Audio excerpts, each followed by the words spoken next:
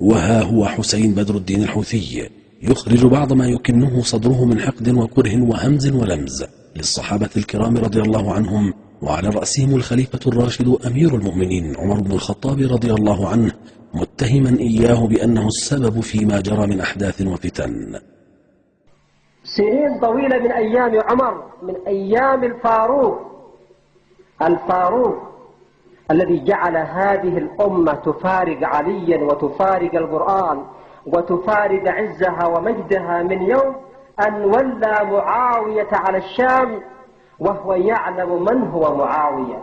هو يعلم من هو معاوية. إذن كل بلية أصيبت بها هذه الأمة، كل انحطاط وصلت إليه هذه الأمة، كل كارثة مرت في هذه الأمة بما فيها كربلاء، إن المسؤول الأول عنها هو عمر.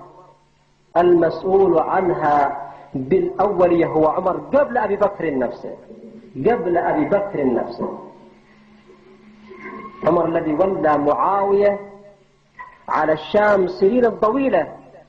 نجد الفاروق الحبيبي الذي يفرق بين الحق والباطل لا يسمح لنفسه أن يبقي معاوية دقيقة واحدة على الشام.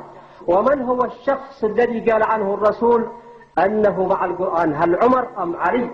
علي مع القرآن والقرآن مع علي، أم قال عمر مع القرآن والقرآن مع عمر؟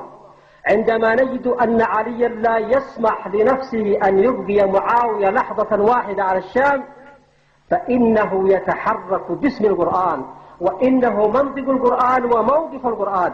إذن فالموقف الآخر الذي سمح لنفسه أن يبقي معاوية سنينا طويلة لا يحاسبه على شيء من أعماله ويقول عنه ذلك كسر العرب، هو الموقف الذي لا ينسجم مع القرآن بحال.